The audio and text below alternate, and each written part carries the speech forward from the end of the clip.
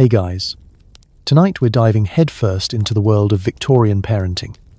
A place so strange, so strict, and so suspiciously sticky that most of what went on would get you a locked up or a few sternly worded visits from Child Protective Services. If you've ever wondered what it was like to raise children in a time when teething was treated with whiskey and discipline, sometimes involved a family-size wooden spoon, this one's for you. Before you get too comfortable, take a second to like the video and subscribe, but only if you actually enjoy this. Drop a comment to tell me where you're listening from, and if your childhood ever involved cod liver oil, a cold sponge bath, or a distant relative who swore by leeches. I read them all, mostly because I can't sleep either. Now, dim those lights, put on a fan for that soft, soothing background noise, and settle in. Maybe bundle up with a blanket. Victorian parents would probably have insisted on 3 layers, regardless of the season, just in case of a chill. But let's pause for a second. Did Victorian moms really put their babies in cages outside their apartment windows? What did kids eat, and why was it often grey? Was children should be seen and not heard a literal law? How many accidental deaths involved household poisons before anyone invented a child-proof cap? And why was go play with the arsenic not immediately followed by, no, seriously, don't? Congratulations, you've just woken up in the year 1885, somewhere in the heart of Victorian London. You're 8 years old, your nanny has a moustache, and your mother is dosing you with something called soothing syrup. Good luck. Step inside the Victorian nursery, a room stuffed with more rules, ruffles, and rattles than toys. The wallpaper peels in pink and green, and every surface is slightly sticky with an unidentified substance that could be porridge, or possibly the family cat. The air smells faintly of boiled milk, old dolls, and the kind of disinfectant that probably causes more harm than good. It's early morning, and the sun struggles to pierce the thick curtains trimmed with a level of lace usually reserved for wedding cakes. You're barely awake, and already you're being appraised, first by your nanny, then by a parade of elderly relatives who visit mostly to critique your posture and offer unsolicited advice about rickets. The floor is a mosaic of alphabet blocks, marbles, and the odd crust of dry bread, a health hazard only slightly less risky than the actual medicine cabinet. You shiver, not just from the draft, but from the knowledge that your every move is governed by an unspoken list of Victorian nursery laws. Number 1, never walk, always tiptoe. Number 2, toys are for admiring, not for touching, unless you're demonstrating the proper way to hold a wooden hoop, in which case you must display a level of reverence usually reserved for holy relics. Number 3, all dolls must remain fully clothed at all times, or risk being reported to the moral authorities, aka your aunt. The room's play area is a loosely defined rectangle demarcated by a fading rug, a broken abacus, and what may have once been a rocking horse, now with 1 eye and 3 legs. Here, you are expected to play quietly and creatively, which really means you should never laugh, jump, or invent games that involve running, mess, or, heaven forbid, imagination. At any moment, a grown-up might appear in the doorway to remind you that idle hands are the devil's workshop. So you quickly pretend to be embroidering something useful, like a handkerchief you secretly intend to bury in the yard later. At the centre of the nursery stands the great monument to Victorian childhood, the nurse's chair. It's not for sitting. It's for observation, interrogation, and, occasionally, napping upright while balancing a tray of cod liver oil and a hairbrush. Nanny herself is the general of this miniature garrison, armed with an encyclopedic knowledge of manners, a mysterious drawer full of soothing syrups, and the uncanny ability to sense fun from 3 rooms away. Let's talk about your toys. You might have a single, wooden soldier with a missing arm, or a doll with porcelain cheeks, glass eyes, and a haunting stare that has definitely witnessed crimes. If you're lucky, your toys are kept in a locked cabinet, ostensibly for your safety, but more likely to prevent you from getting actual joy out of them. Once a week, you're allowed to take out the Noah's Ark set, but only if you solemnly promise not to drown the camels again. The nursery's window looks out onto the garden, where you occasionally spot other children being marched about in formation, supervised by adults wielding umbrellas like sabres. You long to join them, but first, you must endure your lessons, reciting moral poetry, practicing neat handwriting, and learning the correct way to curtsy or bow to imaginary royalty. Sometimes, if you're really well behaved, you're permitted to watch the street from the safety of your window cage, breathing in that crisp, sooty London air as you dangle 2 stories above the neighbour's laundry. The Victorian nursery is less a room and more a crucible, a place where every comfort comes with a side of danger, every treat is a test, and every cuddle comes with a lecture about building character. It's not so much a childhood as a decades-long audition for the position of small, well-behaved adult. But if you play your cards right, you just might make it to supper without being accused of moral decay or mysterious stickiness. And that, in the Victorian world, is the definition of a successful day. It's breakfast time, which means gruel. Every morning, you're greeted with a pale, lumpy substance that Victorian mothers claim is healthful but mostly seems designed to crush your spirit before you even reach the schoolroom. Sugar is rare, flavour is forbidden, and if you're very lucky, you'll find a rogue raisin unless it's a dead fly. The table is set with military precision. Heavy curtains keep the sunlight out. God forbid a single beam illuminate the culinary tragedy that is your breakfast. You shuffle to your seat, hands scrubbed raw from yesterday's character-building cold water wash, and stare down at your bowl. It stares back, thick and sullen. If hope had a texture, Victorian gruel would be its exact opposite.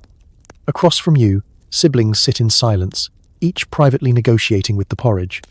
There's no idle chatter. Victorian breakfast is not for bonding, it's for fortitude.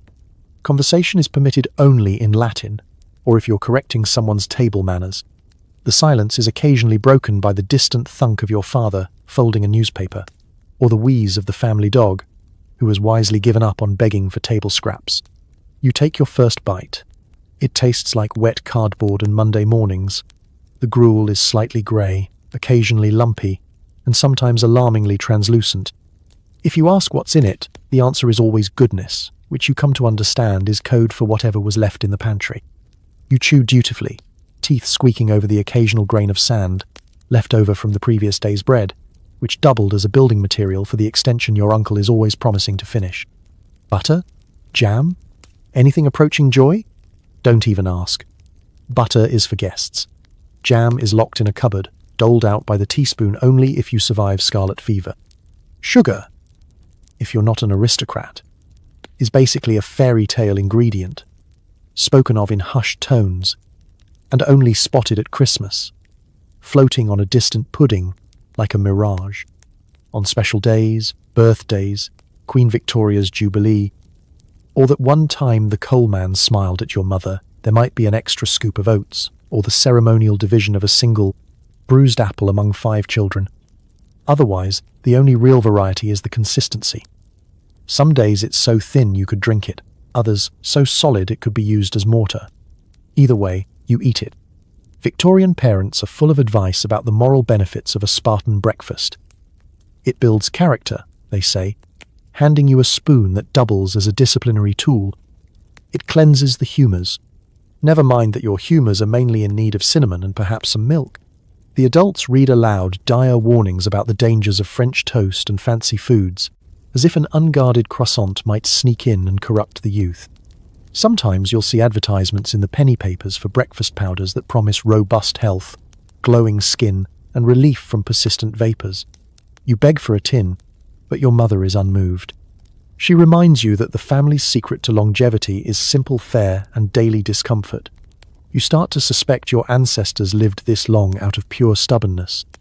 After the ordeal, you're sent off to school or the nursery, fortified only in the sense that your expectations for the rest of the day can't possibly get any lower. If you manage to sneak a crust of last night's bread or a stolen lump of cheese from the pantry, you're living large, just don't let your nanny catch you, or you'll face a lecture on gluttony and the evils of between-meal snacking.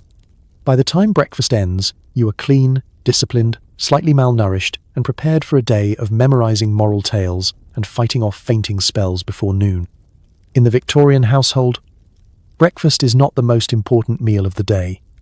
It's simply the first hurdle in a long, character-building obstacle course called childhood. And if you make it to lunch, well, that's another miracle. Victorian childhood is about mastering invisibility. The house echoes with the warning, children should be seen and not heard. Your job is to blend in with the furniture, avoid squeaking floorboards, and pray nobody asks you a direct question at dinner. One poorly timed giggle, and you're exiled to solitary confinement with nothing but moral poetry for company. It's a delicate art, this dance of silence. You move through the house like a very small, slightly nervous ghost. Every step is calculated. Walk only on the runner, never the loose board, and for heaven's sake, never trip over the footstool. If you must sneeze, do it into your pinafore, quietly and with an apologetic expression. Coughs are to be stifled, hiccups forbidden, and if you drop something, you'd best develop time travel to fix it before the adults notice. The drawing room is a minefield. You're technically allowed in, but only if you remain absolutely still and radiate the energy of a potted plant. You sit, hands folded, eyes politely downcast, and try not to look at the biscuits on the sideboard, which are as forbidden as laughter and twice as tempting. There's a particular way to hold yourself, straight-backed, knees together, not a single toe poking out from your boots. If you fidget, Aunt Prudence will notice, and nothing ruins a Tuesday faster than Aunt Prudence's disappointed sigh. Dinner is the final exam of the day.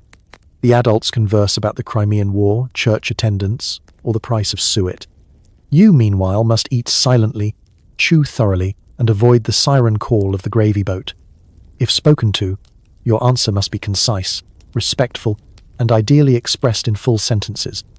Yes, father. No, mother. I'm terribly sorry, grandmamma.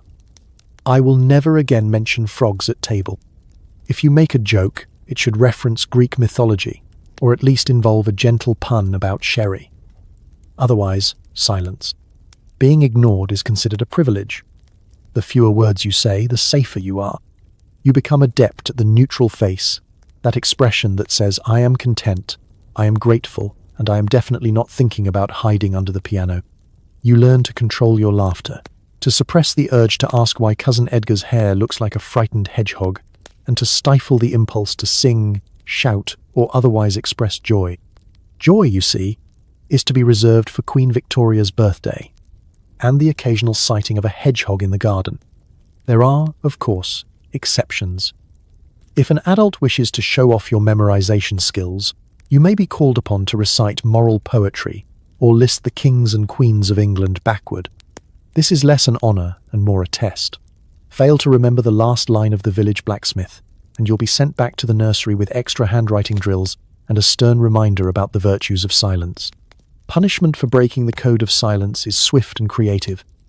There's the reflection chair, where you must sit and contemplate your sins while staring at a print of a weeping angel. There's solitary reading, which is reading but with the emphasis on books with titles like Why Talking Leads to Ruin. And of course there's the ever-dreaded no supper, which means going to bed hungry while pondering the acoustics of your own regret. But perhaps the most Victorian punishment of all is the lecture. An adult, often your father, but sometimes a passing neighbour, will explain at great length why silence builds character, why noisy children end up in debtor's prison, and why expressing an opinion is dangerously French. You will nod, apologise, and resolve to train your voice to a whisper for the next week.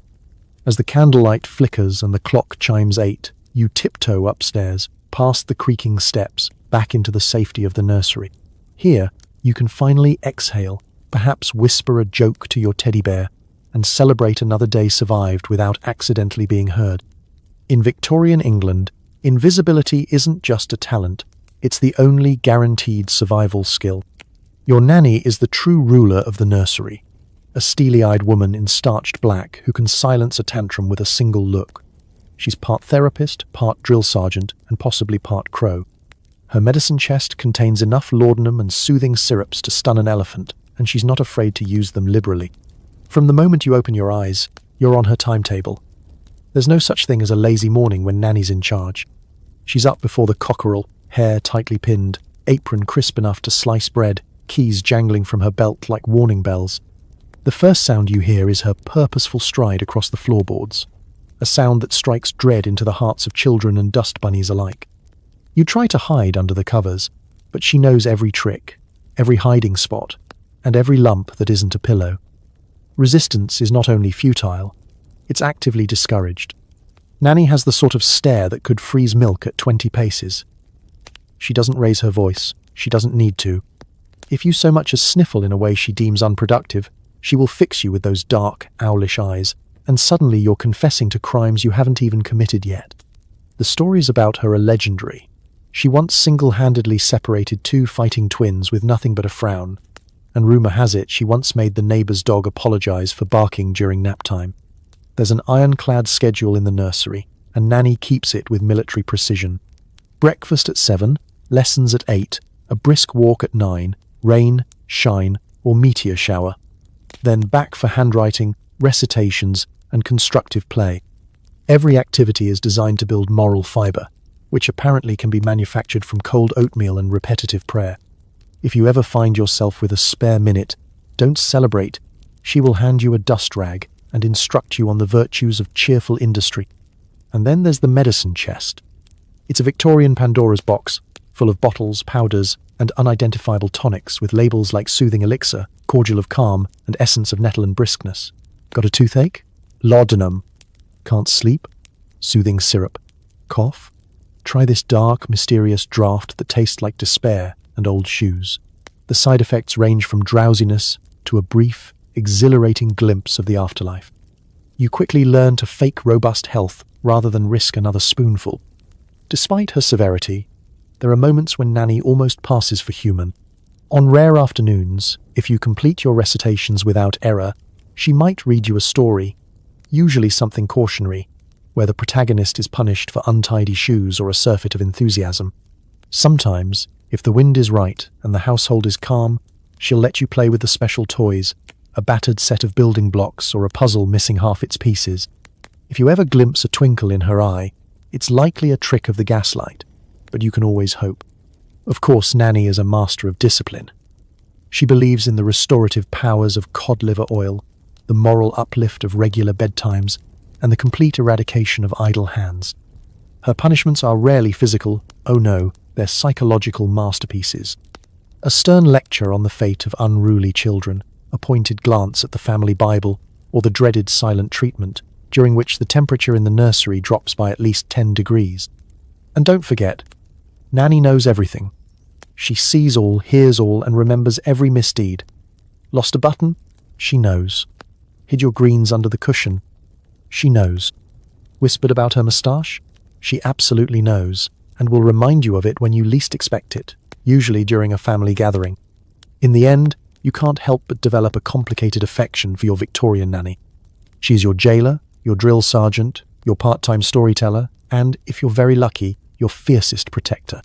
You'll spend your childhood tiptoeing around her, but one day, when you're grown and taste freedom, you'll realize you know how to fold hospital corners, recite Tennyson, and survive on 6 hours of sleep, all because of her.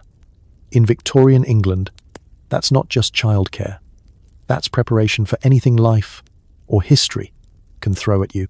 Time for a bath, once a week, whether you need it or not. You're hauled to a tin tub in the kitchen, scrubbed with carbolic soap, and reminded to be grateful you're not being rinsed off with vinegar. Cold water builds character, and so do the mysterious rashes you develop after. Bath night arrives with the grim sense of ceremony usually reserved for minor surgery. The house fills with the clatter of kettles, the sizzle of water meeting metal, and the distant sound of someone desperately trying to light the fire with a single, slightly damp match. You're summoned to the kitchen, where the tub sits like a gleaming threat, radiating an aura of cold, steely promise. Your siblings eye each other warily, each hoping not to be first in line, too chilly, or last, too, well, chunky. If you're lucky, you go first and get the hottest, cleanest water. If you're less fortunate, you're plunged into what is essentially a family soup, cloudy, suspiciously grey, with the odd floater that may once have been a button or, more likely, a crumb from last Sunday's suet pudding. Victorian efficiency means the whole household shares the same bathwater. Conservation is the law of the land, and also a brilliant excuse for why you still smell faintly of turnips on Thursday. Nanny or mother presides, sleeves rolled, soap at the ready. Carbolic soap, the pride of modern chemistry, is presented as a luxury but feels more like sandpaper dipped in pine needles. It leaves you red, raw, and questionably sanitized. Rinse is done with a jug of lukewarm water, poured slowly, as if it might run out if used too quickly. Hair washing is reserved for special occasions, coronations, outbreaks of lice, or the occasional royal visit.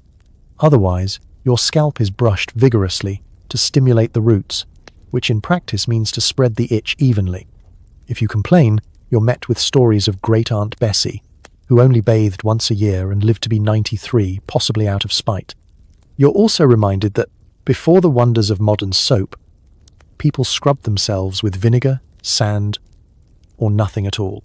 So a weekly bath in actual water is the height of luxury, and grumbling is, frankly, ungrateful. Towels are thin, scratchy, and always slightly damp no matter how long they hang by the stove. You're rubbed down briskly, left pink and shivering, then bundled into a fresh nightshirt, fresh by Victorian standards, meaning it's only seen 3 previous owners and hasn't yet become self-aware. Your hair, if long, is plaited tightly, both for neatness and as a medieval security measure against wandering vermin. Bath time is not complete without a ritual inspection for rashes, scratches, and suspicious marks. Any spots are treated with ointments from the family medicine chest, mysterious substances that smell faintly of tar and have names like Dr. Clabber's Universal Salve. Cuts are dabbed with iodine or, for extra drama, neat gin. You're then sent to bed, body tingling, pores burning, hair smelling faintly of whatever flowers were cheapest that week at the market. Of course, the bath does not guarantee cleanliness. By morning, you've already managed to find a mud puddle or mysterious stain, but no one seems concerned. The prevailing wisdom is that a thin layer of dirt protects against illness, and anyone seen scrubbing themselves outside of bath night is regarded with deep suspicion, possibly French, probably eccentric. There are upsides, though. A weekly bath is a rare chance to eavesdrop on grown-up gossip, listen to the creak and groan of the old pipes, and make boats out of crusts of bread. Quickly forbidden. You emerge from the ordeal cleaner than before, vaguely traumatized, but with another badge of Victorian childhood: survival.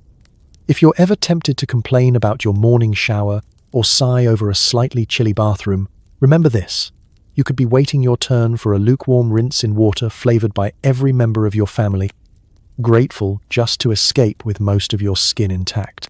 In the world of Victorian hygiene, you don't strive for sparkling, you aim for mostly presentable, and that's a win. The playroom is both a paradise and a minefield. You might get a top, a hoop, or a doll with eyes that follow you everywhere. Most toys are wooden, breakable, and entirely unsafe, designed to prepare you for life's hardships, or, more likely, tetanus. You enter the room with a mixture of excitement and dread, eyeing the toy chest with the same suspicion you'd reserve for an unfamiliar pudding at supper. Victorian playthings are marvels of craftsmanship and menace. The jack-in-the-box is wound with trembling hands, knowing full well that what pops out isn't a cheerful clown but the stuff of lifelong trust issues. The rocking horse, paint flaking, one ear missing, sits ominously in the corner, daring you to mount up and risk a splinter in places you'd rather not discuss. Toys in this era are engineered with a philosophy best described as builds character, may cause minor injuries. Wooden blocks double as both architectural tools and impromptu projectiles in sibling warfare. Marbles are beautiful, shiny, and the number one reason everyone over the age of 6 has a chipped tooth or a suspicious limp. Doll houses are elaborate. Miniature mansions, complete with tiny furniture and even tinier hazards, like pins disguised as fire pokers. If you're lucky enough to have a mechanical toy, don't get attached. The gears will jam by tea time, and fixing it requires the skills of a Swiss watchmaker or, failing that, a child with no regard for personal safety. And then there are the dolls. Victorian dolls are not cute. They are Gothic masterpieces with porcelain faces, glass eyes, and an expression that says, "I know your secrets." Some even have real human hair, which raises more questions than it answers. If you make the mistake of sleeping with one too close to your bed, prepare to wake up convinced you've angered a restless spirit. The rules of the playroom are unwritten but strictly enforced. You may play, but you may not make a mess. At least not a visible one. Games must be educational, or at least pretend to be. Blind man's bluff is frowned upon for encouraging chaos, while quiet needlework gets you a gold star. If you want to play catch, it must be done with a tightly stitched, regulation beanbag, preferably outdoors, and ideally under the watchful eye of a disapproving adult holding a handkerchief to their nose. In the corner, there's often a set of iron hoops for hoop rolling, a pastime that sounds innocent until you realize it involves chasing a metal ring down a corridor filled with priceless vases and siblings who believe in full-contact sport. Board games exist, but mostly involve rules longer than the Magna Carta and the constant threat of being accused of cheating, a crime on par with treason. And yet, for all its hazards, the playroom is an oasis from the relentless moralizing of the adult world. Here, you can stage grand battles between tin soldiers, or set up a tiny tea party for your long-suffering teddy bear and the doll with only one remaining limb. Sometimes, if Nanny is distracted and the coast is clear, you can invent your own games, throwing caution and the occasional building block to the wind. Of course, every playroom has its legends.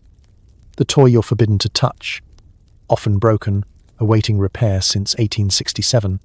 The sibling who allegedly swallowed a marble and lived to tell the tale, the ghostly creak of the toy cupboard door late at night. You swap stories in whispers, trying to outdo each other with tales of near misses, dramatic rescues, and the day Cousin Bertie sat on a spinning top and walked funny for a week. When playtime ends, you tidy up, pretending you weren't just waging a miniature civil war. Fingers accounted for splinters, knees checked for bruises, and if you make it to supper without any obvious signs of trauma, you've done well. In the Victorian playroom, fun and danger go hand in hand, and if you can dodge tetanus, survive the glare of haunted dolls, and avoid losing your marbles, literally and metaphorically, you're already a step ahead in the grand game of life. In a stunning display of Victorian logic, urban parents sometimes hang their babies in wire cages outside the window for fresh air. If you're lucky, you're only slightly chilled. If not, you learn early about gravity and the pigeon population of London. The scene is almost surreal. Row upon row of soot-streaked brick, and jutting out from the upper windows, these curious little wire boxes, each containing a swaddled infant blinking suspiciously at the city. Victorian parenting books are full of dire warnings about stale air and unventilated rooms, so naturally, the solution is to suspend your precious bundle several stories above the sidewalk like a potted plant. If potted plants wore bonnets and had a tendency to scream, you, the baby, are tucked into so many layers of wool, muslin, and optimism that you resemble a particularly well-fed turnip. Nanny carries you through the parlour, past the relatives, and right to the window where you're unceremoniously inserted into the cage. The door clanks shut, and there you are, hanging above the city like a slightly confused canary. If you squint, you can just make out Mrs. Beaton's baby 2 windows down, vigorously chewing on her own mitten and glaring back in solidarity. The theory is simple: fresh air is good for children. Unfortunately, Victorian fresh air is less crisp mountain breeze and more industrial fog with a hint of manure. Still, mothers believe it builds character, rosy cheeks, and, with any luck, a lifelong resistance to respiratory disease. Sometimes the local doctor strolls by, nods approvingly at the rows of airborne infants, and makes a note to sell more cough syrup next winter. Weather is only a minor consideration. If it's raining, the cage is draped with oilcloth. If it's snowing, a hot water bottle might be thrown in for company. Summer days bring a slight advantage. At least you're less likely to freeze, but you are now at the mercy of the city's entire population of pigeons who see your cage as prime real estate. The occasional well-meaning uncle will suggest a sprig of lavender to keep away the flies. It never works. Life in the baby cage is a masterclass in resilience. You quickly learn to appreciate the simple things, like the sensation of your own nose defrosting or the excitement of a double-decker bus rumbling by. Sometimes older siblings try to drop you secret treats through the bars. A crust of bread, a half-eaten toffee, or a moral pamphlet about the dangers of drafty rooms. If you cry too loudly, the neighbours peer out, tutting and offering unsolicited advice about the correct angle for maximum health benefits. Of course, the system is not foolproof. Occasionally, a faulty latch or an especially enthusiastic breeze leads to minor mishaps. There are tales, mostly exaggerated, of babies being retrieved from hedgerows, laundry lines, or, in one infamous case, the Lord Mayor's carriage. Most of the time, however, the cage holds firm, and you are brought inside, pink-cheeked, lightly dusted with soot, and praised for your robust constitution. As you grow older, you develop a complicated relationship with fresh air. On the one hand, it's credited for every minor success in your life.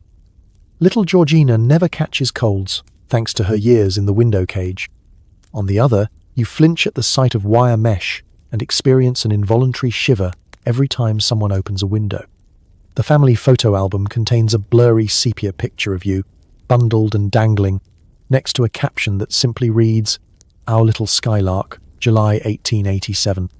In the grand scheme of Victorian parenting, baby cages are both absurd and weirdly logical, born of genuine concern, filtered through a cloud of bad science and worse urban planning. And yet, if you survived your time as a human window garnish, you came out tougher, breezier, and with stories no modern baby monitor could ever rival. Fresh air, they said, builds character, builds memories, builds, if nothing else, a lifelong suspicion of window ledges.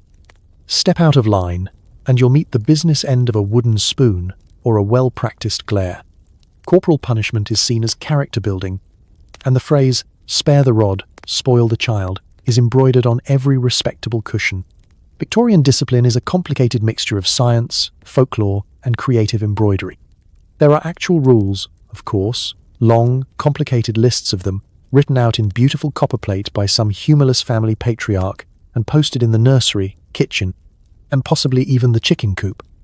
Rules about elbows off the table, shoes lined up just so, and an almost supernatural reverence for punctuality. Break one, and you risk a warning look. Break two, and you'll soon learn how inventive the Victorians could be when it came to enforcing obedience. The arsenal of discipline is impressive. There are wooden spoons, canes, slippers, and the all-purpose hairbrush, each assigned to a particular type of offence, from minor giggling to the capital crime of talking back. Nanny can flick a duster at a range of 10 feet, and your mother's glare can be felt across 3 rooms and 1 minor time zone. Some families even keep a punishment chair, an ornate seat in the hallway reserved for those who fail to live up to the family standards. It's uncomfortable, intimidating, and positioned directly under the family portrait of the sternest-looking ancestor available. Punishments are tailored to fit the crime. For spilling milk, stand in the corner and recite the Lord's Prayer, backwards if you're particularly unlucky. For speaking out of turn, copy outlines from the Book of Virtues until your hand cramps. For running indoors, a brisk outdoor march, rain or shine, under the watchful eye of Nanny, who times you with a pocket watch that has never once been wrong.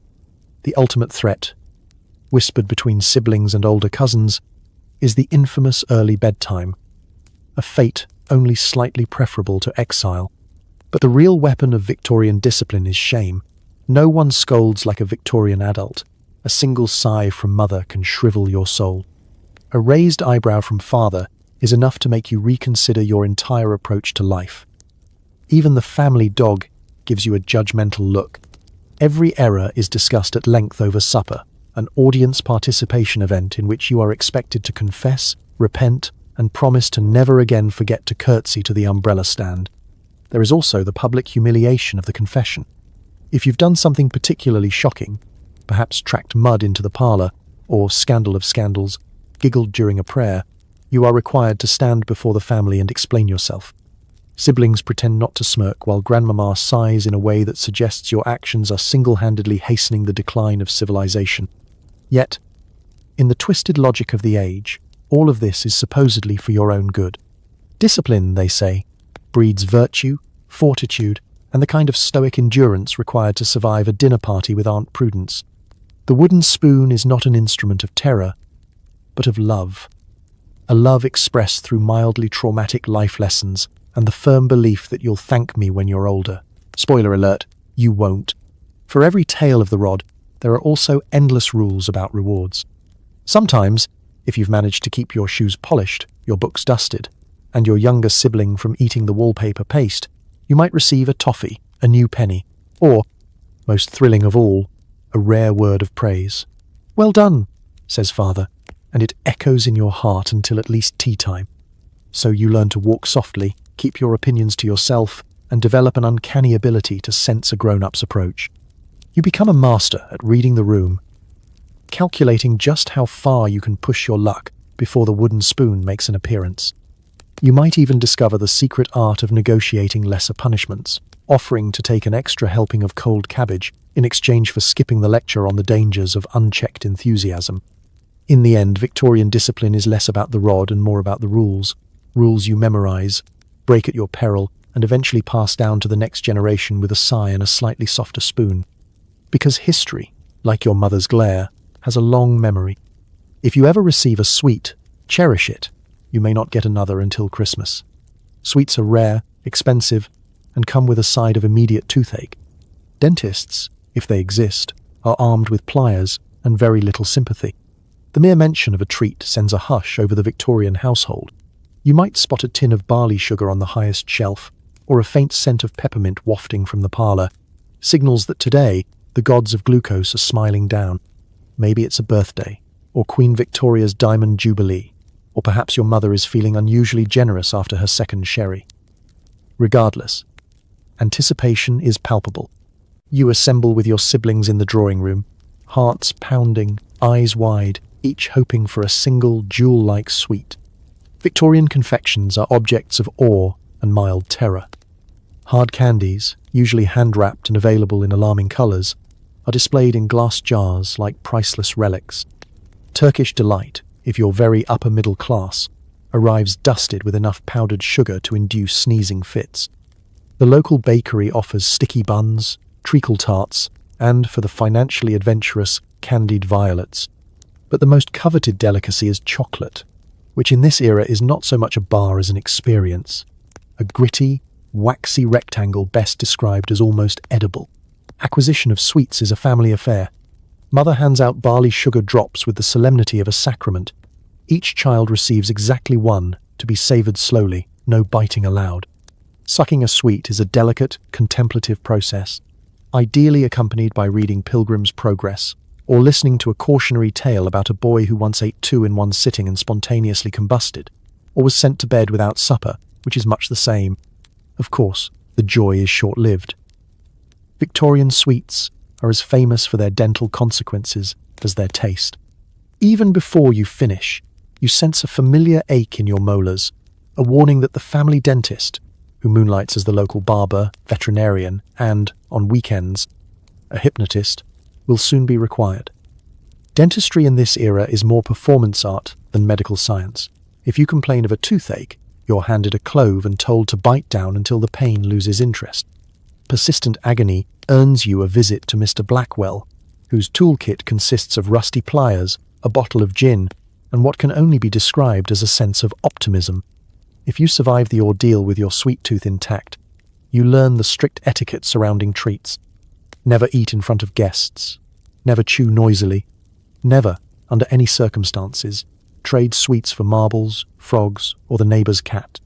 Sharing is encouraged in theory, but in practice, each child develops a series of cunning hiding spots. Hollowed-out books, old shoe boxes, or the infamous emergency stash inside the lining of your Sunday best. For the less fortunate, treats might mean a slice of dry fruitcake, or if times are hard, a spoonful of molasses hastily scraped from the bottom of a nearly empty jar. There are rumours of children who have tasted sugar cubes outside of Christmastide, but these are usually dismissed as fairy tales or symptoms of excessive reading. The closest you come to regular sweetness is bread and jam, served on rare, sunlit afternoons, and only if no one else is watching. Every so often, the town hosts a fair, where children are unleashed upon stalls groaning with gingerbread men, sticky toffee apples, and boiled sweets in colours that defy the natural order. Here, all caution is thrown to the wind. You gorge yourself in an hour, then spend the evening regretting every decision as you clutch your stomach and contemplate the meaning of moderation. In the end, sweets are not just food, they are fleeting moments of happiness, the stuff of childhood legend, and the origin story for your lifelong distrust of anyone holding dental tools. Victorian treats may be rare, but their memory, like your dentist's bill, lingers for years. Off to school, where you'll memorize times tables, recite Latin, and practice penmanship until your fingers cramp. The classrooms are drafty, the teachers are strict, and if you fail at spelling, you'll spend lunchtime copying out moral lessons by candlelight. Victorian schooling is less an education and more an endurance sport. Your day begins with the shrill sound of a bell, possibly rung by a headmistress with a suspicious amount of enthusiasm. You trudge in through the iron gates, shoes polished, hair parted with mathematical precision, and every inch of your uniform starched into submission. The schoolroom itself is a monument to minimal comfort. Rows of splintery desks, ink pots that leak with alarming regularity, and blackboards still dusty from the last generation's suffering. You find your assigned seat. No such thing as picking your own, not unless you fancy a stern lecture on the evils of personal choice. Each desk comes equipped with a slate, a nub of chalk, and exactly 1 inch of writing space. A cold draft snakes along the floorboards, making your toes curl in their boots. In winter, you see your breath as you recite multiplication tables. And in summer, you sweat quietly, careful not to let perspiration smear your painstakingly neat script. The curriculum is broad, if not always inspiring. You are expected to know your times tables backward, recite long passages of moral verse, work while you work, play while you play, and diagram sentences until the meaning of language itself becomes questionable. Latin is taught with an air of resigned dread.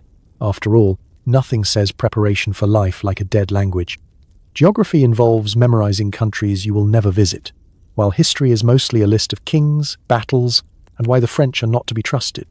Teachers, meanwhile, are less instructors and more referees in the daily contest between discipline and rebellion. Mr. Snipe, your mathematics teacher, possesses the uncanny ability to appear directly behind you whenever your attention wavers. Miss Grimshaw, the writing mistress, can spot a sloppy cue at 30 paces and will not hesitate to assign extra copywork. Discipline is maintained by the liberal use of the cane, the dunce cap, and the most feared of all, public humiliation in front of the class. If you excel, there is little time for celebration. Perhaps a gold star, a pat on the head, or the dubious privilege of dusting the chalkboard. If you fail, the consequences are swift and creatively soul-crushing. A single misspelling can result in half an hour of line writing. I must remember that I comes before E, except after C, unless, or worse. An impromptu recitation of moral maxims in front of the entire school. Your reputation depends entirely on your ability to remember whether receive is spelled with 2 E's, or an existential crisis. Lunchtimes are no reprieve. You eat hurriedly, cold bread, a slice of cheese if you're lucky, or last night's mystery stew if you're not. There's no cafeteria, just a drafty hall, and a hope that your sandwich has not been pre-squished by a passing prefect. Playtime, when allowed, consists of supervised, healthful activities, such as organized marches around the playground, or, if you're feeling rebellious, a forbidden game of marbles in the corner. At the end of the day, you stagger home with ink-stained fingers, aching wrists, and a head full of facts, half of which may or may not be true. Your handwriting is impeccable, your respect for authority absolute, and your dreams haunted by the multiplication table and the vengeful spirit of Latin verbs. In the grand tradition of Victorian childhood, school is not about joy, discovery, or even learning. It's about survival, discipline, and ensuring you never, ever forget to put your name at the top of the page. Cough? Here's a syrup containing alcohol, opium, and a pinch of hope. Cuts? Slap on some mercury ointment. The family medicine cabinet is a graveyard of now illegal substances, and nobody is entirely sure what any of them do. Victorian medicine is not so much a science as a magical guessing game, and every household is equipped with a cabinet that would make a modern pharmacist call the police. This is the era of a little something for what ails you, where dosing is measured in heaping spoonfuls and side effects are generally ignored unless they're interesting enough to mention at supper. The first line of defense is always a syrup. Have a cough? Mother cheerfully produces a thick, brown potion that smells like a distillery on a bad day and tastes worse. You ask what's in it. Goodness, she replies, which you recognize as code for everything left in the bottle plus a dash of hope. The label, if you can read it through the patina of syrup drips, proudly advertises alcohol, opium, chloroform, and a proprietary blend of 12 calming herbs. You are told to take 2 spoonfuls and then go lie down, which you do, and for the next 8 hours, you're either asleep, floating, or composing poetry to the wallpaper. Minor cuts and scrapes? Out comes the mercury ointment, dabbed on liberally by someone who still thinks antiseptic means it stings a lot. For bigger wounds, there's carbolic acid, followed by a layer of something called healing paste, whose chief ingredients seem to be lard and Victorian optimism. For bruises, the standard remedy is to rub them with goose fat or possibly butter, because apparently the solution to pain is to make yourself more delicious.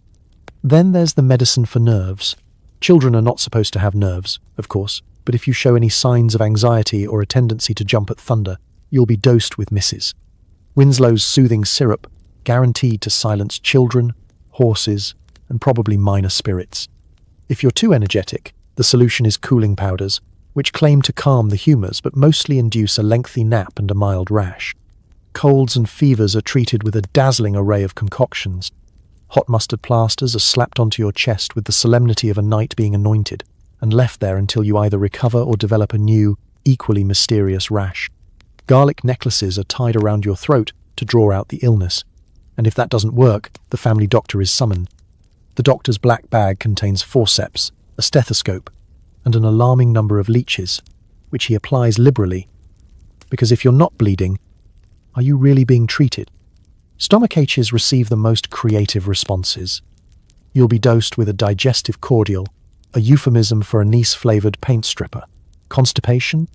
That's what castor oil is for, a punishment so legendary it's rumoured to work through sheer terror alone.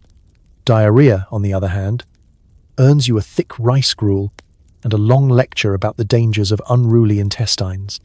The family medicine chest contains wonders and horrors in equal measure. Powders that fizz, ointments that burn, lozenges that glue your tongue to your teeth, and tonics that promise to restore vitality but mostly restore your appreciation for plain water.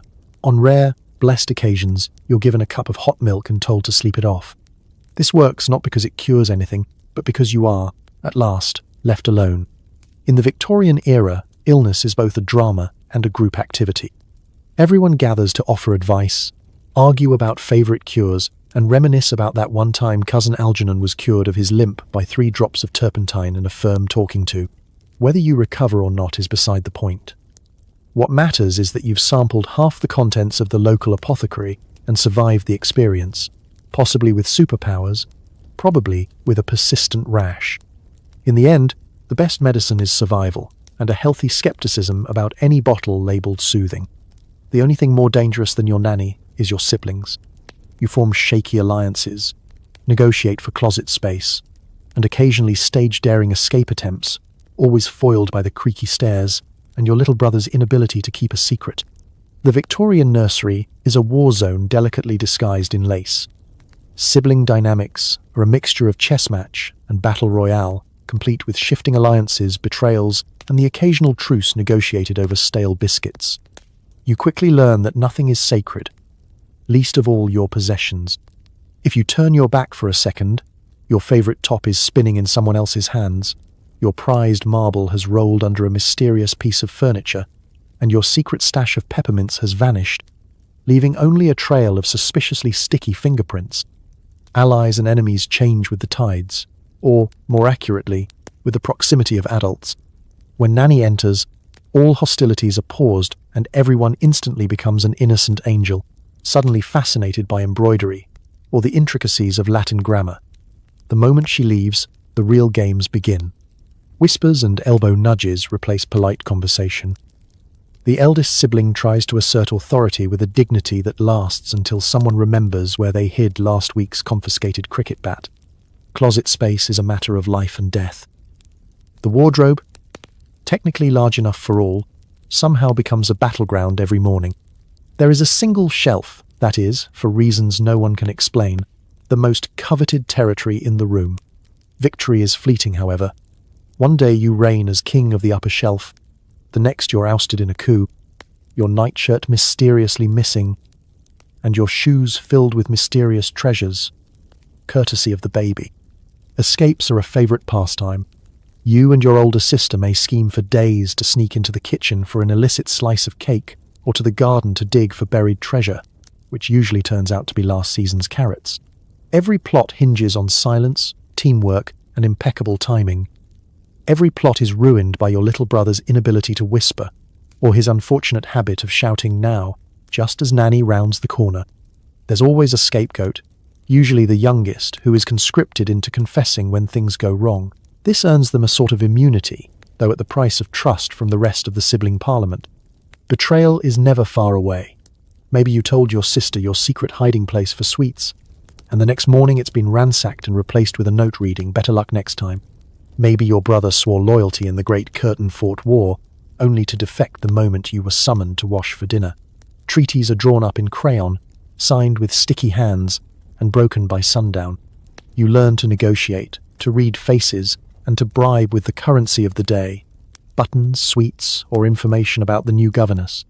But there are moments of unity too. Nothing brings siblings together faster than an external threat. The sudden approach of Nanny's footsteps, the looming horror of cod liver oil, or a parental summons that bodes ill for everyone. Then, as if by magic, squabbles are set aside, and you present a united front, all suspiciously silent and wide-eyed. Evenings offer the rare peace of shared bedtime stories, whispered secrets, and giggles stifled under scratchy wool blankets. You reminisce about past escapades, make grand plans for future mischief, and, in rare moments of honesty, admit you'd be terribly lonely without your fellow conspirators. Victorian siblinghood is not for the faint of heart, but it's an education in survival. You leave childhood with a finely tuned sense of strategy, a healthy distrust of anyone offering to trade, and a collection of memories that range from triumphant to traumatic. And as you finally drift off to sleep, the sounds of quiet snoring and distant plotting fill the nursery, a nightly reminder that, in the grand tradition of family, you're all in this together, whether you like it or not. Victorian parents have advice for every occasion, from don't read too much or your eyes will fall out to if you swallow a cherry pit, a tree will grow inside you. It's never comforting, usually alarming, and often based on something they overheard at a funeral. The day begins with guidance and ends with warnings. Advice is dispensed the way other families serve tea, frequently with great seriousness, and usually whether you asked for it or not. If you're caught standing near an open window, you'll receive a mini lecture about the perils of drafts. That's how Cousin Percival caught his chills and lost his sense of direction. If you try to leave the house with damp hair, your mother will recount the cautionary tale of a girl from Ipswich who did just that and was never the same again. She may not remember what happened to the girl, but she's confident it was unpleasant. Every minor illness is an opportunity for unsolicited wisdom. A sniffle is not just a cold, it's a warning from the universe. You're prescribed mustard plasters, eucalyptus vapors, and, if you're particularly unlucky, a dose of something described as tonic. The directions are simple. Drink until you feel restored, or at least so distracted by the taste that you forget why you needed it. Sometimes your father's advice overlaps suspiciously with home remedies. The best cure for a sore throat is a brisk walk and a good attitude, he declares, as if morale alone can defeat viral infection. But health is only the beginning. Reading, the one escape from endless chores and moral poetry, is subject to a staggering list of warnings. Don't read by candlelight, or your eyesight will fail before you reach adulthood. Don't read novels, or your mind will wander and you'll become unfit for marriage. Don't read standing up, sitting down, lying down, or at all really, unless it's the Bible. On rare occasions, you're allowed to read, but only if you promise not to get too excited by the plot. The real gems come at the dinner table, where your parents hold forth with nuggets of questionable wisdom on everything from social climbing to dietary fiber. Never trust a man with two first names. If you cross your eyes, they'll stay that way forever. Always carry a handkerchief, a shilling, and an alibi. Your mother is especially fond of botanical warnings, fruit pits, apple seeds, and the occasional grape all have the power, in her view, to create unexpected internal gardens. You check your stomach in the mirror, just in case. Victorian advice is rarely practical and never reassuring. You're told that picking at scabs will lower your standing with the local clergy, that laughing too loudly will frighten the neighbours, and that asking questions is how the French do things. If you express skepticism, you're accused of modern thinking, a condition almost as dangerous as weak ankles or left-handedness. Every so often, you're hit with advice that borders on the poetic. Remember, life is a journey. Keep your shoes clean and your conscience cleaner, or the mysterious. Trust the postman but never the post. There are warnings about muddy puddles, unaccompanied walks, and talking to anyone with a moustache after sundown. Despite the sheer volume of advice, you rarely receive practical tips like how to avoid Nanny's radar or what to do if you accidentally spill ink on your Sunday best. Instead, you become a master at the polite nod and the distracted "yes, father," while privately planning your next minor rebellion. Yet, in their own anxious way, your parents mean well. They are trying, through a steady stream of folklore, superstition, and wishful thinking, to prepare you for a world they only half understand. And while their advice may be confusing, alarming, or occasionally hilarious, it becomes the background music of your childhood, a constant reminder that in Victorian England, safety, virtue, and a little healthy paranoia are never in short supply. The nursery walls are coated in lead-based paint, the curtains are made of arsenic-dyed fabric, and asbestos lurks in every cosy nook. It's a wonder anyone survives to adulthood, but at least you're insulated from drafts, and sometimes consciousness. Victorian interior design is best described as lethal elegance. Everything is a potential health hazard, but at least it's tastefully coordinated. You wake up each morning to a room cheerfully painted in delicate shades of pistachio, rose, and a colour known as Victorian green, which, as it turns out, is shorthand for contains enough arsenic to stun a small horse. It's lovely in the morning sun, less so when the wallpaper starts to flake, and you find yourself wondering if that strange headache is really just from reading by candlelight. The carpet, lush and patterned, hides not just stains from last year's Christmas pudding, but a generous helping of mercury, used for the rich colours and extra softness. The curtains billow in the breeze, their deep green and blue shades courtesy of chemical dyes, with names like Paris green and Shields green, both famous for causing skin rashes and the odd fainting spell. You're warned not to chew on the drapes, but nobody warns the cat, and the resulting vet bill is filed away with acceptable childhood hazards. Your toys are no better. Dollhouse furniture is painted in glorious lead-based hues that slowly chip off onto sticky fingers. Tin soldiers and painted alphabet blocks look charming lined up on the shelf, less charming after you spend a rainy afternoon gnawing on them out of boredom and leave the playroom with a mysterious metallic aftertaste. Even the humble teething ring is made of bone, ivory, or occasionally a handy bit of whalebone dipped in whatever paint was left over from the front hall. If you happen to trip and fall, which you will, because all the rugs are designed to slip at the faintest provocation, you might find yourself brushing up against the coal scuttle, liberally dusted with powdered asbestos. This is considered the modern touch. Asbestos keeps away fire, insulates against the cold, and is handy for stuffing into cracks to keep out the miasmas. If only it kept out your aunt's stories about the glory days of the Crystal Palace. Every night, you're tucked into bed beneath a mountain of blankets stuffed with questionable materials. The mattress is a patchwork of horsehair, feathers, and a few relics from previous generations, all gently marinating in a cloud of whatever powder was fashionable that year. The pillows smell faintly of lavender and camphor, added not for your comfort, but to cover up the scent of slow chemical decay. Ventilation is provided by a window that jams shut in the summer and opens with a scream in the winter. Fresh air is considered both vital and suspicious, so your parents compromise by cracking the window just a smidge and then stuffing the gap with asbestos wadding. You fall asleep listening to the gentle rattle of the arsenic-dyed curtain cords and the distant sound of the family discussing whether yellow wallpaper is too cheerful for a child's temperament. It's not all doom and gloom. The upside of all this hazardous decor is that it builds a sort of immunity. Survive your Victorian nursery, and you'll never fear a little household dust again. Family legend has it that your uncle once licked the wallpaper and lived to tell the tale, though he's never been quite the same since. The cat, meanwhile, refuses to enter the nursery at all and instead lounges suspiciously in the corridor. Still, you can't help but feel proud as you gaze around your pastel death trap.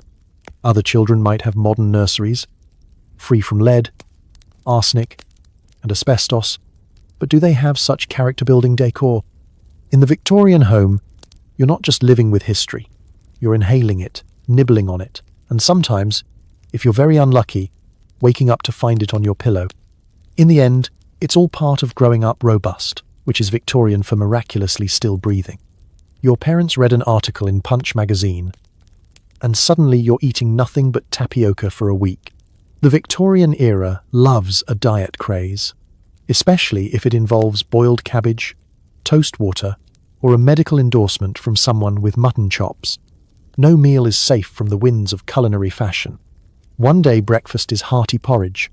The next, it's slippery elm gruel, recommended by a doctor whose only qualification is a bushy set of sideburns and a suspicious letter after his name. Lunch might be reduced to invalid jelly, or the even more ominous beef tea.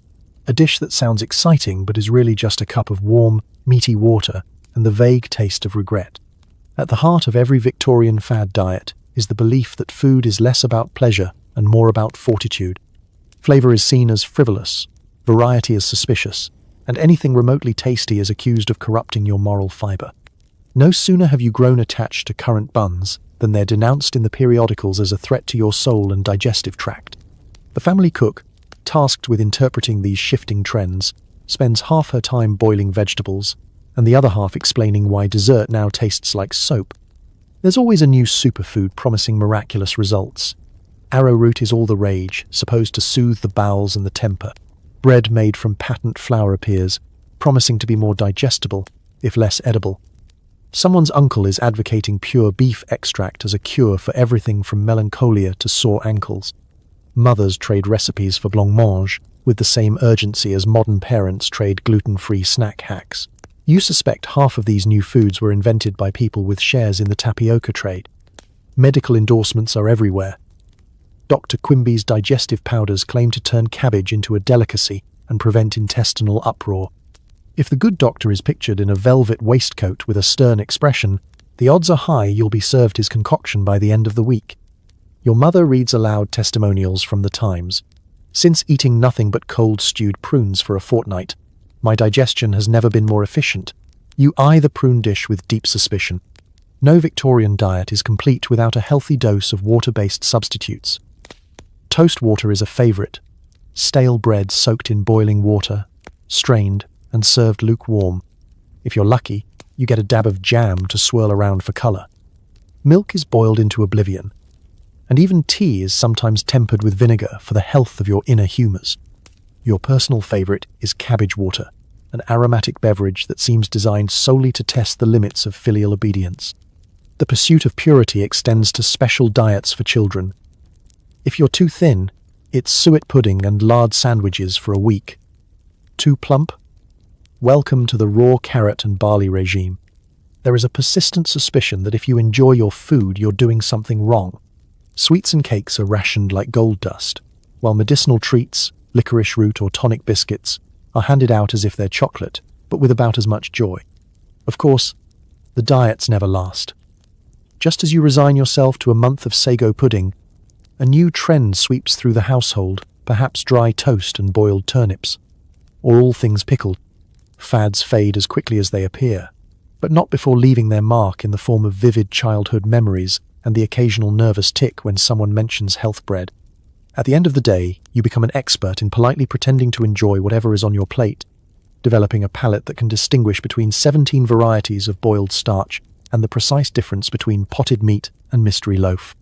If nothing else, Victorian diet fads teach you resilience, resourcefulness, and the fine art of hiding unwanted food in the nearest potted plant. And that, as every Victorian parent will tell you, is character building. Christmas arrives in a flurry of anxiety and pine needles. You receive a single toy, a cold orange, and stern warnings not to play too loudly. Everyone is deeply sentimental and slightly ill from last night's roast goose. Victorian Christmas is less a holiday and more an endurance event, combining equal parts cheer and rigid protocol. The season begins weeks in advance, with the family launching a full-scale assault on the drawing room, dusting, polishing, and debating whether holly or mistletoe is less likely to poison the cat. The house fills with the scent of dried oranges, cloves, and the faint panic of people realizing they forgot to order the plum pudding. The Christmas tree, a prickly marvel imported from Germany and championed by Queen Victoria herself, is erected with military precision. You and your siblings are enlisted to help, which means being told to stand still, not touch anything, and, under no circumstances, attempt to hang the glass baubles that have survived since the reign of George IV. Each ornament has a story, always recounted in excruciating detail by an elder relative. The candles are carefully clipped to the branches and then immediately supervised for the rest of the evening by the entire family and a bucket of sand. Fire hazards are an honoured tradition. On Christmas morning you rise early, shaking with excitement and cold in equal measure. The presents are simple, bordering on symbolic. Perhaps a painted wooden toy, a knitted scarf, or the long-anticipated orange, the citrus equivalent of winning the lottery. No one receives batteries, mostly because they haven't been invented. but also because even if they had, your toy would still be powered by sheer imagination and hope. Breakfast is a modest affair, the calm before the culinary storm. There's bread, maybe a scrap of cheese, and, if your mother is feeling generous, a dab of homemade jam. You're warned not to spoil your appetite, though the real challenge is finding one in the first place, after the previous night's feast. The children are corralled into a corner to play quietly with their new treasures. Those who make too much noise are sent to rehearse carols with the least musical relative in the household. The main event is the Christmas dinner, a triumph of Victorian excess and culinary ambition.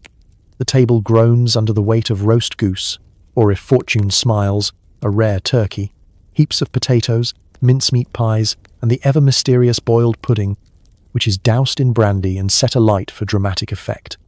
Older relatives clap approvingly, the children gasp, and someone inevitably tries to extinguish the flames with a lace napkin. No meal is complete without speeches, long, rambling toasts to Queen, country, and the resilience of the family. Sentimentality flows like the weak sherry. Your parents reminisce about Christmases past, each story more improbable than the last. When I was a child, we had to make do with a walnut, and the memory of a sweet grandfather insists the pudding was bigger, the weather colder, and the oranges juicier. After dinner comes the tradition of enforced merriment, parlour games with rules so complicated no one actually wins, dramatic readings of Dickens, and, for the brave, a bracing walk in the icy garden to aid digestion and encourage reflection on your many blessings. You are required to thank every adult in attendance for your gifts, regardless of whether you asked for socks, needed socks, or recognize the item as socks at all. By evening, the mood is a mixture of exhaustion, satisfaction, and mild indigestion. As the gaslights flicker and the wind rattles the window panes, you gather round to sing carols, off-key, heartfelt, and at least half a verse out of order. The adults exchange tired smiles. The children, sticky with dried fruit and sentiment, start plotting how to make the magic last just a little longer. A Victorian Christmas is a masterclass in gratitude, patience, and not setting the house on fire. As you finally collapse into bed, you clutch your orange, your one precious toy, and memories of laughter and chaos. You're reminded, once again, that the real tradition is surviving it all together, with most of your dignity and your Christmas stocking intact. Pets are for building character and resilience. You might have a dog, a canary, or a surprisingly aggressive hedgehog. More likely, your constant companions are the family lice, which nobody seems particularly worried about. In the Victorian nursery, animal companionship comes in many forms, some welcome, some less so, and most arriving without formal invitation. If you're lucky, your family owns a small, nervous terrier who spends half its life barking at coalmen and the other half shedding on every available surface. There might be a caged canary, endlessly cheeping in the window, or, for the more adventurous, a hedgehog acquired in a fit of naturalist enthusiasm and immediately regretted when it began treating the nursery rug as a personal obstacle course. Pets are seen as useful for moral instruction. Dogs teach loyalty, canaries, patience, and hedgehogs humility, mostly. Children are tasked with feeding, cleaning, and occasionally retrieving their animals from places pets should not be, such as under the grand piano or halfway up the kitchen chimney. Responsibility is encouraged, but so is fortitude. When a hamster meets an untimely end, it is buried in the garden with a Bible verse and a brisk reminder that life is fleeting and dust returns to dust. Sentimentality is reserved for expensive ponies and the occasional goose who survives Christmas. But for every official pet, there is a horde of unofficial ones. The Victorian nursery is alive with small, industrious creatures, spiders in the corners, a parade of ants whenever someone spills jam, and the ever-present chorus of houseflies. Bedbugs make themselves at home in your mattress.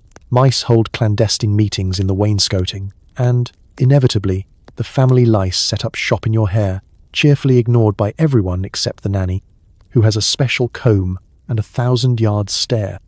Attempts to combat pests are creative, if not always effective. Sticky paper traps hang from the ceiling, wafting faintly of vinegar. Lavender sachets are hidden under pillows in a vain effort to keep away moths. The cat, in theory hired to hunt mice, spends its days sunbathing and looking offended. When all else fails, your mother recommends a brisk airing of the room and a little household courage, which is code for pretend you don't see anything moving. Sometimes, pets and pests overlap in surprising ways. Siblings might adopt a particularly clever mouse, naming it and sneaking it bits of cheese until it becomes a semi-tolerated member of the household. One memorable year, your brother tries to raise tadpoles in the water jug, leading to an awkward incident at bath time and a new family rule about amphibians in the nursery. There are animal escapades and animal emergencies. The dog chews up a priceless heirloom, the hedgehog escapes and is later discovered curled up in a drawer of underclothes. Someone's canary gets loose and perches on the Christmas tree, refusing to come down until bribed with the last currant bun. Every mishap becomes a family story, recounted at dinner and polished with each retelling until it borders on myth. Caring for living things, official or otherwise, teaches you ingenuity. You learn to construct tiny houses out of matchboxes, to dig elaborate burial plots in the garden, and to identify flea bites with the expertise of a small, itchy dermatologist. Lice are picked out methodically on bath night and, if discussed at all, are considered a fact of life and proof that everyone is equal before God and insects. Through all of this, you develop a peculiar blend of empathy, stoicism, and practicality.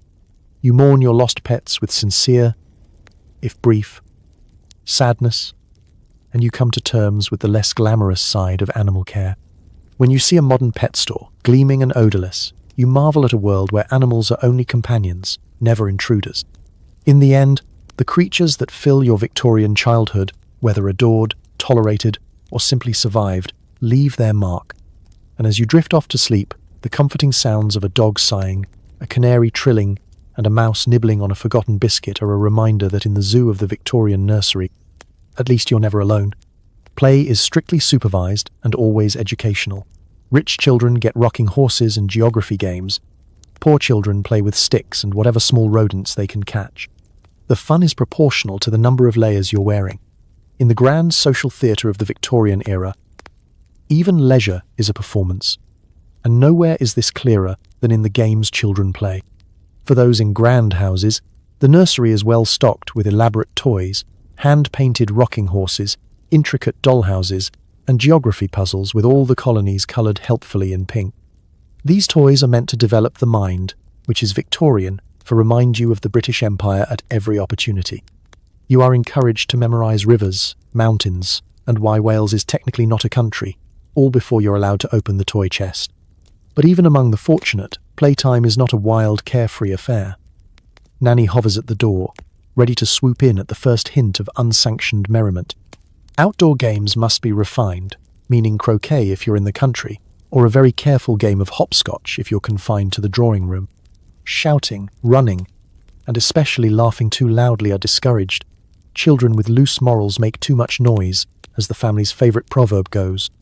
For working-class children, games are improvised masterpieces. The street is your playground and the world is your toy box. You might roll a hoop down the alley, stage epic battles with nothing but a stick and a vivid imagination, or trade bottle caps for the privilege of sitting on the least splintery curb. If you can catch a mouse, you can try to race it, though mice in Victorian England are notoriously unionised and prone to work stoppages. Clothing is another dividing line. Rich children are swaddled in so many petticoats and sailor suits that any attempt to run ends in collapse. Poor children, by contrast, are given a sturdy pair of hand-me-down boots, often 2 sizes too big, and whatever shirt survived last winter. The richer you are, the more likely you are to end up tangled in lace while trying to climb a tree. The poorer you are, the more likely you are to fall out of a tree but not notice until supper time. Games of make-believe are universal, but their themes reveal your station. In wealthy homes you play afternoon tea, pouring imaginary Darjeeling for dolls with slightly haunted eyes. In working-class homes, you play shop, factory, or dodge the constable, all with a level of realism that would make Dickens proud. If you're particularly unlucky, your game is help bring in the laundry before it rains, a pastime that offers all the excitement of an unpaid internship. Some games cross the social divide. Marbles, for example, is played with equal passion in drawing rooms and back alleys, though the quality of marbles varies, glass for the rich, clay or even rolled-up bread for the poor.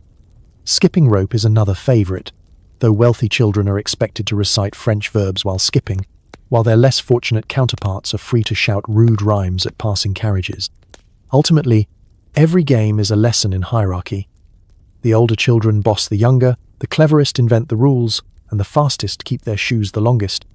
Cheating is frowned upon, unless you're very good at it, or very good at not getting caught. Prizes are rare, perhaps a sweet, a penny, or the right to sleep closest to the fire. Yet, despite the rules and the rags, fun finds a way. You laugh, you compete, and you occasionally conspire against adults who fail to appreciate the glory of a well-aimed mud pie. For a few precious minutes, social class melts away, and the only thing that matters is who can jump the highest, run the fastest, or keep their marble collection hidden from the family cat. And when the games are over, and you're called inside, whether to a nursery full of toys or a room with nothing but a well-loved stick, you know you've survived another day in the greatest game of all, being a child in Victorian England. Outside, the streets are a perilous obstacle course of runaway horses, mysterious puddles and chimney sweeps. You're warned daily about bad influences and the perils of fresh air. Every Victorian child, whether they live in a grand house or a tiny attic, knows that venturing onto the street is an adventure in itself, a real-life version of snakes and ladders, but with more actual snakes, escaped pets, and fewer ladders, unless you count those carried by the endless stream of chimney sweeps. Before you're even out the door, your parents issue stern warnings. Don't speak to strangers. Don't pick up anything that isn't yours. And most importantly, if you see a puddle, cross the street. The reason for that last bit is never fully explained, but one accidental step in and you'll find out. The true depth of a Victorian puddle is always a surprise, and usually a disappointment. The sights and sounds are relentless. Carriages rattle by, horses snort and stamp, and market vendors holler prices that change every time you blink. Somewhere, always just out of sight, a dog is barking, a baby is wailing, and a street musician is butchering a waltz on a battered violin. You cling to your coin purse, if you're lucky enough to have one, sidestep the suspicious splatters, and keep your wits about you. After all, pickpockets are not just in Dickens. They're in training on every corner. Crossing the street is an event. Horses come first. Always assume they cannot see you, because most of them don't want to. The hansom cabs race past, their drivers yelling at everyone and everything. Milk carts and fishmongers barrel along, leaving a trail of sloshing and, on a good day, a bit of free fish. If you're not careful, you'll be splashed, jostled, or shouted at, usually all at once. By the end of a single errand, you'll have acquired enough mud on your boots to plant a garden and enough city gossip to write a serialized novel. Chimney sweeps, mostly boys your own age or younger, dart in and out of traffic, faces black with soot and eyes gleaming with the wild energy of children who climb for a living. You're told never to talk to them, but you can't help exchanging grins or secret salutes. They know all the shortcuts and secret places. If you ever lose a marble, a penny, or a younger sibling, they're the ones to ask. Sometimes, if you're feeling particularly daring, you join in a game of chase with the local urchins, weaving through barrows and barrels, dodging irate shopkeepers and, if luck holds, the family's solicitor. Bad influences, according to Victorian parents, lurk everywhere. From street performers to newsboys hawking penny dreadfuls, and especially children with no shoes. You're expected to steer clear of anyone whistling, anyone spitting, and anyone who looks like they've recently won or lost a fight. If you come home with a new accent, a torn cuff, or a suspiciously well-told story about the ghost that haunts the baker's alley, you'll be subject to an interrogation worthy of Scotland Yard. And then there's the air itself. Victorian fresh air is an acquired taste, equal parts coal, smoke, manure, and the less identifiable miasmas your mother warns about. You're made to wear a scarf against the damp and scolded if you so much as cough. Yet, for all the dangers and dirt, there's a thrill in the chaos, watching the street sweepers race against the weather, glimpsing a parade or a puppet show, or just running faster than the next child on your block. Returning home is its own adventure. You're checked for new bruises, missing buttons, and signs of moral decay. Muddy boots are left by the door, pockets are searched for contraband, and faces are washed with such vigour that you suspect half your freckles are scrubbed clean off. You may not have found fortune, but you've survived another day in the greatest obstacle course ever designed, a Victorian street. And as you fall asleep, the shouts and songs of the city linger in your dreams, daring you to brave it all again tomorrow. Your future is determined early. Boys are sent to prep school to learn Latin and cricket. Girls to finishing school to perfect the art of fainting. Both are taught that emotions are best suppressed until adulthood, or at least until tea time. In the Victorian world, education is less about learning and more about becoming a proper example of your gender. For boys, school is a battlefield, one lined with Latin declensions, algebraic misery, and the odd game of cricket played in a drizzle that would make a duck reconsider its life choices. Boys are expected to become robust, serious, and above all quietly miserable in the pursuit of academic and athletic glory. Every day is structured. Chapel, arithmetic, history, a quick fight behind the gymnasium, and handwriting practice so strict that ink blots are considered acts of high treason. A boy's lessons are wide-ranging and bewildering. You must memorize vast swaths of classical poetry, recite your times tables backwards, and learn to parse Latin sentences written by people who never once had to sharpen their own quills. Science lessons involve dissecting things you're fairly certain were alive that morning, and geography is taught with a world map where vast swathes are labelled "Here be British interests." The crown jewel of a boy's education, though, is cricket. It is played rain or shine, and no one truly knows the rules except the headmaster and maybe the gardener's dog. For girls, education is an entirely different affair, more tea party than boot camp, but with its own terrors. Finishing school is less about finishing an education and more about finishing any independent thought you may have once entertained. The curriculum includes French conversation, mostly about weather and embroidery, watercolours of forget-me-nots, and endless practice at the pianoforte, always with gloves on, so your hands remain as soft as your opinions. The real focus is on accomplishments. Can you paint a rose? Can you pour tea without sloshing it? Can you faint gracefully if someone says Paris in mixed company?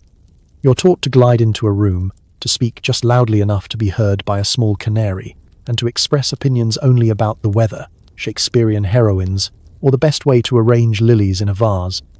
Arithmetic is minimal, lest it strain the female constitution, and serious literature is filtered through the lens of moral improvement. Emotional repression is the order of the day.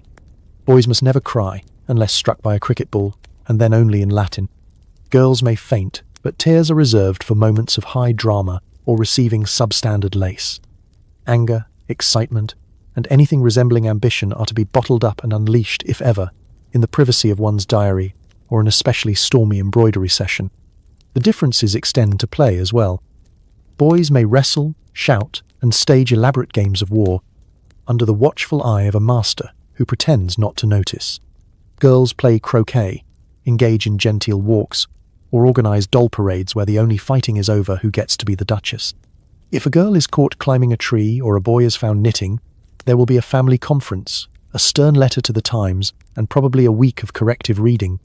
And yet, despite all this, there are secret rebellions.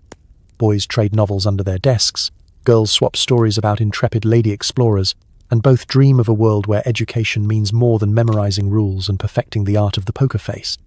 The lucky ones find a sympathetic governess or an eccentric uncle willing to sneak them a copy of the Pickwick Papers or a kite when no one is watching. In the end, Victorian education does succeed in one way.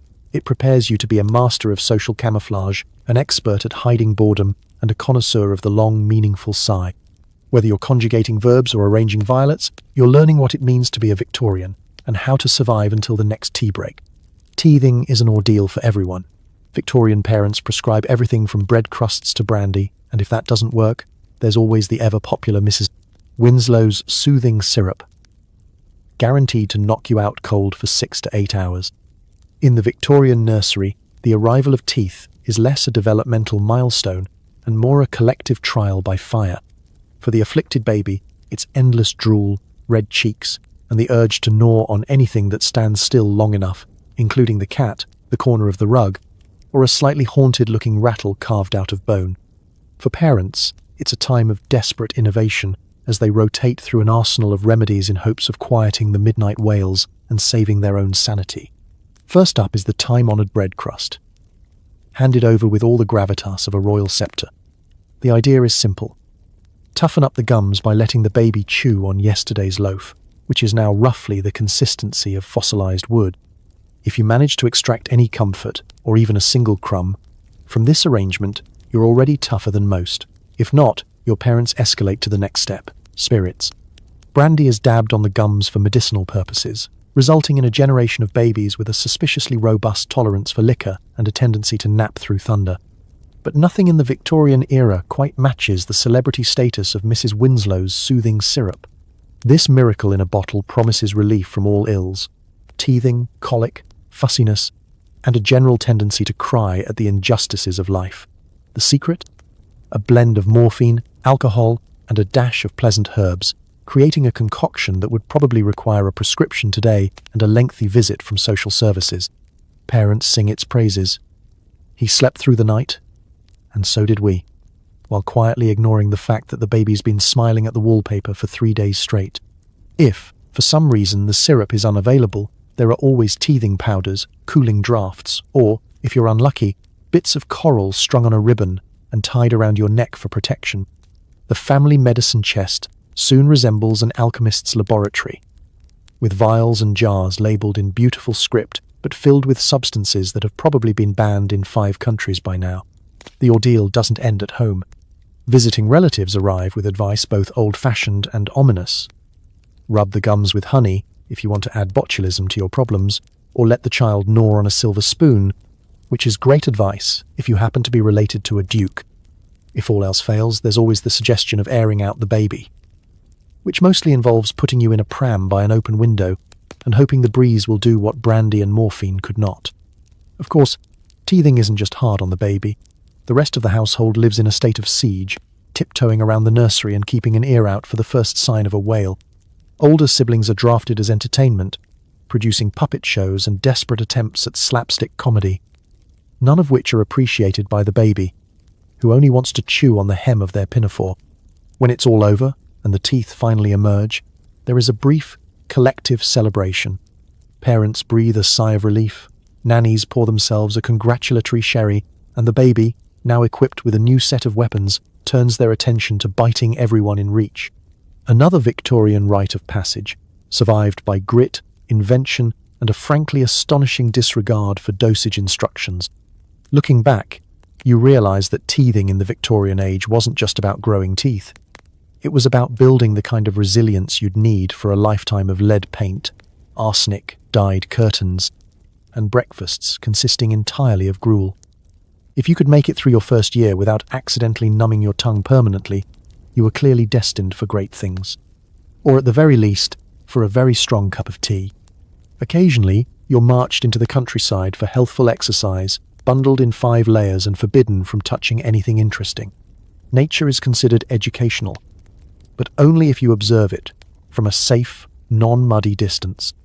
A Victorian nature walk is not so much an adventure as it is a moving lesson in caution. The adults, armed with walking sticks, baskets, and enough anxiety to fuel a steam engine, herd you and your siblings out the front door, hats firmly secured and gloves buttoned up to your elbows. Any protest about the weather is met with the time-honoured refrain: there is no such thing as bad weather, only weak constitutions. You might have hoped for a carefree romp through fields and woods, but instead you're paraded down the lane like a slightly dishevelled, woolen-clad duckling. As you trudge along, Nanny keeps a sharp eye out for danger: puddles, low branches, and, worst of all, stray dogs. Your natural urge to leap into a hedgerow is met with a withering look and a lecture on the many ailments that can be contracted from a careless brush with wild vegetation. You are allowed to admire the flowers, but only from a distance, and only after reciting their Latin names. Attempting to pick so much as a buttercup will get your gloves inspected and your moral fibre questioned.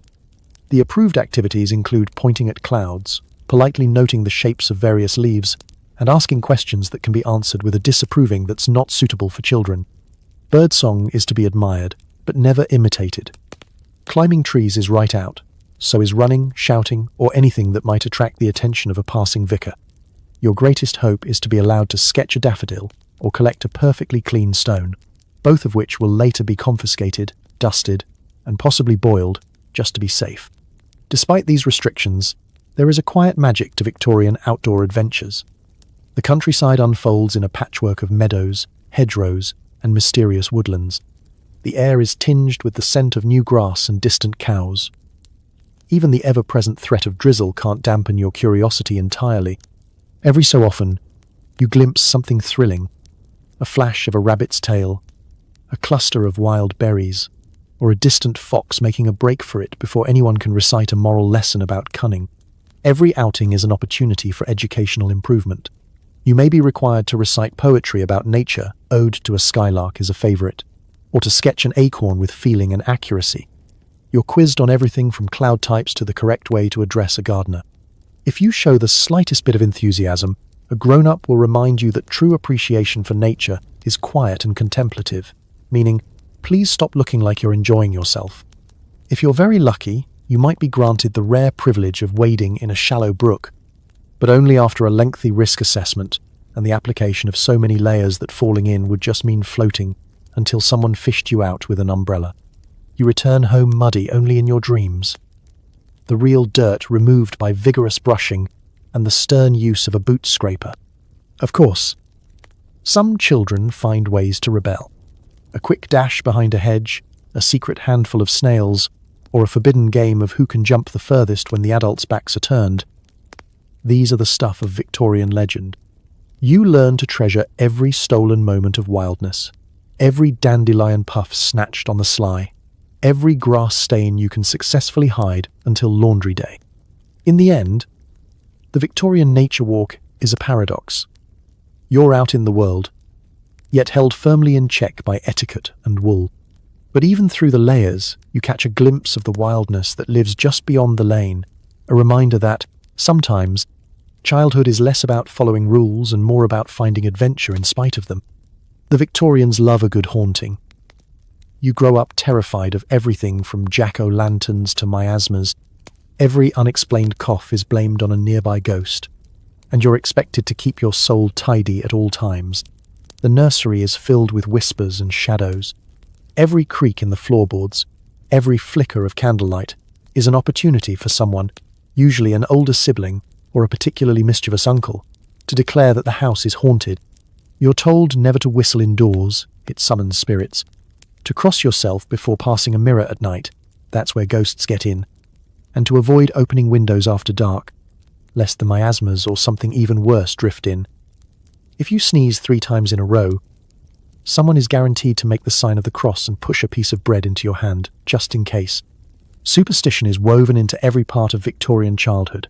If you drop a fork at the dinner table, it means a visitor is coming, possibly a ghost, definitely someone with muddy boots.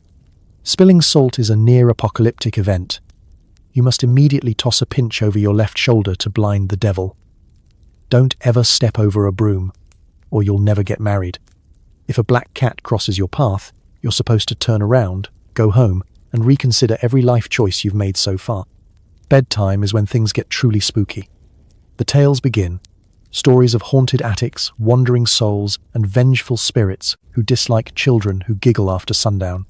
You lie awake, heart pounding, watching the shadows stretch across the wallpaper, arsenic green of course, convinced that every chilly draft is the breath of something otherworldly. Thunderstorms become gothic dramas.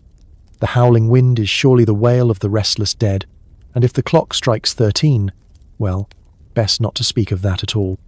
Guilt and fear are partners in the Victorian mind. Every misdeed, whether it's stealing a jam tart or leaving muddy footprints on the stair runner, is certain to attract supernatural consequences. Ghosts, you're assured, prefer to haunt the naughty, the lazy, and the disrespectful. You become a master of apology and confession, just in case a spirit is lurking, taking notes for some infernal accounting. Holidays are especially rich with supernatural anxieties. At Halloween, jack-o'-lanterns are carved not for fun, but to scare away the spirits that are said to walk the earth on All Hallows' Eve. On Christmas Eve, you gather for ghost stories by candlelight, shivering not just from cold, but from the thought that Great Uncle Frederick might actually appear in the doorway, eager for a second helping of pudding. Even daily chores are governed by a web of omens. You must stir the Christmas pudding clockwise for luck. Never rock an empty cradle. It invites tragedy. Finding a spider in your shoe is either good luck or a sign you need new shoes, depending on which aunt you ask.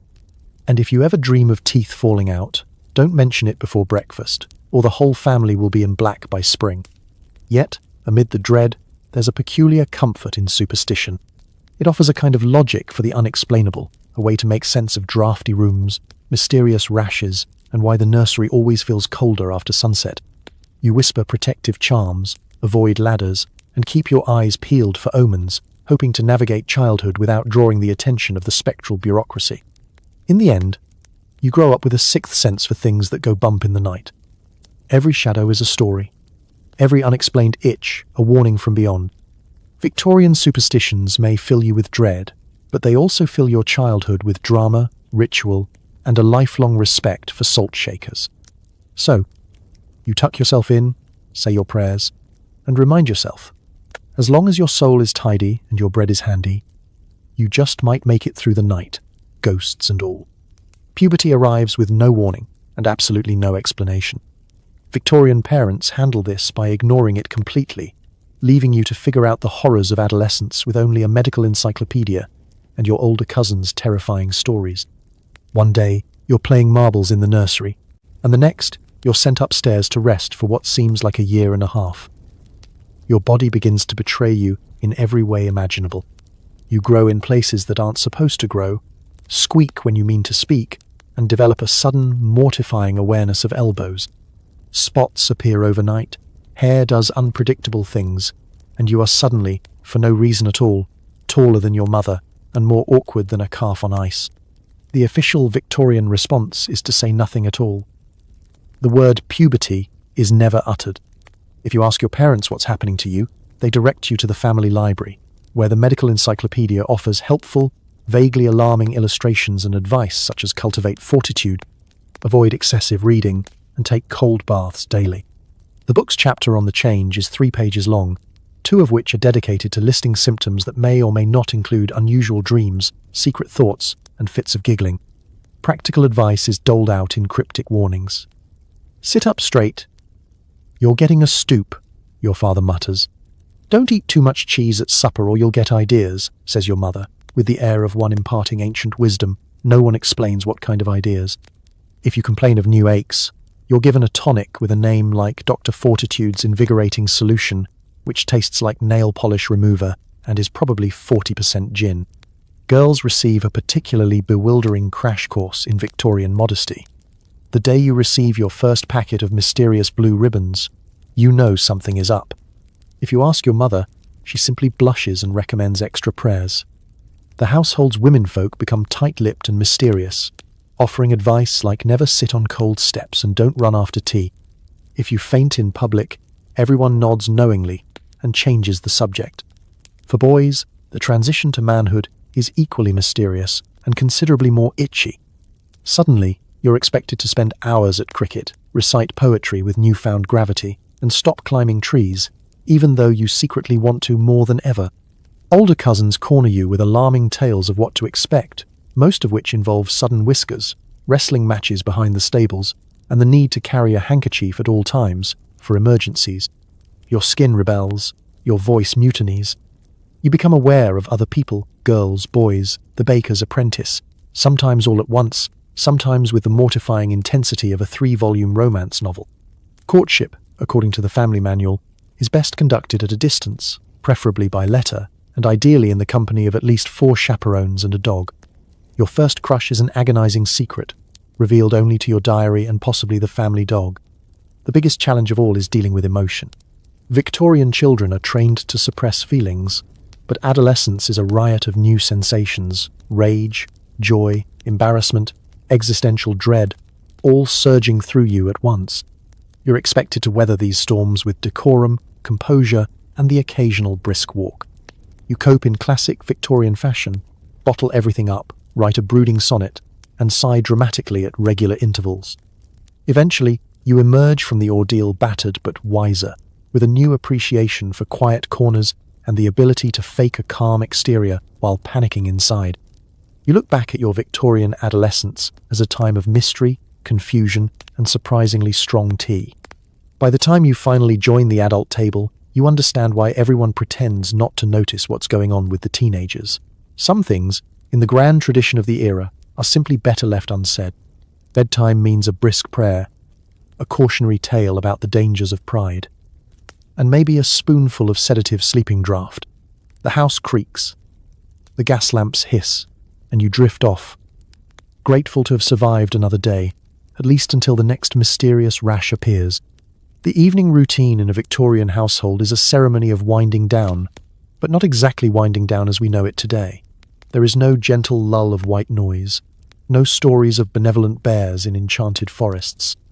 Instead, you kneel at your iron-framed bed for a rapid-fire prayer, swift enough to avoid chilblains, solemn enough to keep away whatever ghosts might be listening from the wardrobe. The nursery is chilly, the fire has long gone out, and your nightshirt is 2 sizes too large, handed down from a cousin who, legend has it, once survived a bout of mumps simply by wearing enough flannel. After prayer comes the bedtime story, but story is a generous term. Most nights, it's a morality tale delivered in a whisper by Nanny or an elder sibling, cautionary fables of pride, greed, or the terrible fate of children who talk back at the table. The message is always the same. Virtue is rewarded. Naughtiness is swiftly and often hilariously punished. You're told the story of the boy who ran indoors and was struck by lightning, or the girl who forgot her manners and was promptly carried off by a stork. No pressure. If your parents are feeling particularly modern, they might offer a book, usually Pilgrim's Progress or some slightly less terrifying volume from the family shelf of improving literature. You clutch your book under scratchy blankets and try not to think about the wallpaper peeling in the moonlight or the odd whiff of camphor drifting from the medicine chest. The house makes noises, floorboards creak, wind rattles the window, and somewhere, someone coughs in a way that suggests they've just seen a ghost or, at the very least, the family cat. For the restless, or especially unlucky, there is the sleeping draught. Victorian pharmacology is, let's say, enthusiastic. A spoonful of syrup promising soothing sleep and containing an amount of opium that would put a grown bear out for a week. If you protest, you're reminded that your Aunt Belinda took it nightly and lived to the impressive age of 34. The draught tastes faintly of licorice, nightmares, and regret. You're soon drifting in and out of consciousness, grateful at least to be spared the full brunt of the house's nocturnal symphony. Bedtime is not all terror. There are small comforts, the soft thump of a sibling's foot from the next bed, the distant clatter of a late-night carriage, and the warm, conspiratorial feeling of having survived another day together. You whisper secret plans for tomorrow, promises of daring escapes and extra marmalade, before Nanny's warning shush brings peace once more. You lie awake for a while, watching shadows move across the ceiling, wondering what the next day will bring, a new rash perhaps, or a strange spot that will require 3 kinds of ointment and a stern lecture on the dangers of draughts. You are not alone. The nursery is full of small sounds, the rustle of a mouse, the sigh of the wind, the gentle rhythmic snore of the family dog curled by the fireless grate. Even the house seems to settle, as if sighing in relief that everyone, for now, is safely in bed. Eventually, sleep arrives, not gentle but total, brought on by exhaustion, storybook warnings, and just the right amount of tranquilizer. You dream of strange adventures, haunted nurseries, and endless bowls of gruel. If you're lucky, you wake in the morning, a little stiff, a little itchy, but fully prepared to face another day in the wild, weird, and wonderful world of Victorian childhood. And as you blink away sleep, you remember, surviving bedtime is its own kind of victory. Potty training in the Victorian era is less about stickers and positive reinforcement, more about public embarrassment and endless porcelain paraphernalia. Your personal chamber pot is decorated with whimsical scenes of flowers, or, if you're unlucky, moral warnings. There's no flushing, only a brisk trip to the backyard night soil man, whose job description includes the phrase, hazard pay. You learn quickly. Accidents mean lectures, and missing the pot is an offence best kept secret until the next housemaid's day off. For a Victorian child, the chamber pot is both an ever-present necessity and an object lesson in humility. It lurks beneath the bed, or in a special nook behind the nursery screen, never far from reach, and always in danger of being discovered by an adult at the worst possible moment. Some are painted with gentle encouragement. Roses, cherubs, perhaps a jolly goose, but others bear stern warnings. Cleanliness is next to godliness, or look before you leap. The message is clear. This is a moral enterprise, not a biological one. Your first lessons in bathroom etiquette begin early. Nanny or mother delivers a speech about proper comportment, which involves phrases like timely evacuation and don't make a spectacle of yourself. You're taught to ask politely, to avoid rushing, and above all, to never, ever discuss your business at the breakfast table. If you do, expect a chorus of scandalized gasps and a punishment involving a lengthy session on the reflection chair. The act itself is fraught with peril. The chamber pot is not large, not steady, and prone to unexpected movement at the critical moment. The stakes are high. A successful attempt brings a nod of approval. A misfire is an event, requiring swift cover-up, and ideally blame assigned to a sibling or the family dog. Housemaids mutter darkly as they empty the contents each morning, while the night soil man arrives weakly, his cart rattling through the alley, a living reminder of what happens when Victorian plumbing stops at the kitchen sink. Potty training is public knowledge in a way modern children can only imagine.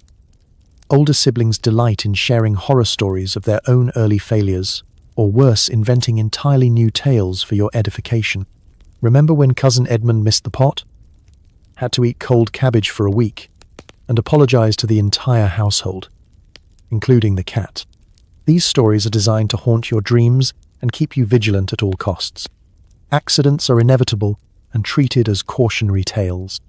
There are no cheerful try-again stickers, just the brisk efficiency of Victorian discipline, a change of linen, a warning look, and a muttered reference to slippery slopes and moral decay. Your mistakes are dissected at length, quietly but thoroughly, until you resolve to never let it happen again, even if it means holding out through an entire night of howling wind and creaking floorboards. In the event of a true catastrophe, a tipped pot, a late-night mishap, or heaven forbid, a mistaken chamber in the dark, the repercussions are immediate. Sheets are stripped, windows flung open, and vinegar splashed liberally. Nanny offers a running commentary on the importance of discipline and bladder control. You resolve to avoid liquids after supper and start plotting the optimal escape routes to the pot, should the need arise at midnight. For many, the greatest dread is the eventual transition to the outdoor privy. This is a journey undertaken in all weathers, armed with a lantern, an oversized shawl, and a level of determination normally reserved for polar explorers. The privy is cold, drafty, and filled with mysteries, spiders, echoing drips, and a smell that could strip wallpaper. You are told this is character building. It's certainly memorable. Despite all this, you adapt. You learn the delicate art of balance, the value of discretion, and the importance of a quick getaway. The chamber pot becomes a fact of life, a symbol of Victorian ingenuity, resilience, and the era's unshakable belief that moral virtue could be encouraged, if not outright enforced, one uncomfortable trip at a time. And so, you survive Victorian potty training with a sense of caution, humility, and a healthy respect for porcelain. In a world without plumbing, you do what you must, and, with luck, you avoid cabbage-based punishments for another day. Getting dressed in Victorian times is a full-contact sport. Whether you're 5 or 15, the number of buttons, buckles, and shoelaces per outfit rivals a modern tax form in complexity. Young girls wrestle with mini corsets. Boys get strangled by starched collars, and everyone is expected to wear at least 3 layers, regardless of the weather. Nothing says childhood freedom like sweating through a wool waistcoat in July while your mother fusses over your shoelaces being improperly symmetrical. Your day begins not with a gentle stretch, but with the unmistakable bellow of Nanny throwing open the curtains and announcing that idleness breeds both wrinkles and ruin. Before you can protest, the daily battle with clothing commences. Each item is stacked in a formidable tower at the end of your bed: petticoats, chemises, drawers, stockings, garters, undershirts, and if you're especially unfortunate, a sailor suit requiring at least 3 adults and a passing knowledge of advanced knots. For girls, the first obstacle is always the corset, or, as it's known in the family, the embrace of discipline. A child's corset is meant to encourage perfect posture and, presumably, an early sense of despair. Nanny wields the laces with the skill of a competitive sailor, pulling until you feel taller, thinner, and significantly less able to breathe. If you complain, you're reminded that Queen Victoria herself wore tighter stays, and look how well she turned out. Boys, meanwhile, must contend with the collar, starched, upright, and apparently inspired by medieval torture devices. Each morning, your mother stands you before the mirror, tugs the collar to your chin, and surveys her handiwork like a sculptor preparing marble for public display. Any attempt to loosen it is met with a sharp glance and the reminder that a droopy collar is the first step on the road to moral collapse. You practice proper posture by balancing a book on your head, while Nanny inspects your cuffs for rogue folding and signs of frivolous living. Layering is not just a suggestion, it's a sacred ritual. Summer or winter, indoors or out, you are swaddled in wool, flannel, and occasionally velvet, because children are delicate and must be insulated at all times. This is a curious belief when, by midday, you are slick with sweat and quietly praying for a strong breeze or a fainting spell. You are warned never to remove a layer, lest you catch a chill and bring shame upon the household. Dressing is so exhausting it nearly qualifies as morning exercise. Socks sag, garters snap, and buttons have a Houdini-like ability to vanish at the slightest provocation. Ribbons tangle, sashes slip, and the family dog, ostensibly helping, steals your best glove and buries it in the garden. By the time you're finally dressed, you are more trussed than dressed, unsure whether you should go outside or simply collapse back into bed for a well-deserved rest. Accidents are inevitable. Someone will catch their sash on a door handle or rip a petticoat while attempting the dangerous art of sitting down. A popped button is both a minor tragedy and a public event, resulting in an impromptu mending session that doubles as a lesson in humility.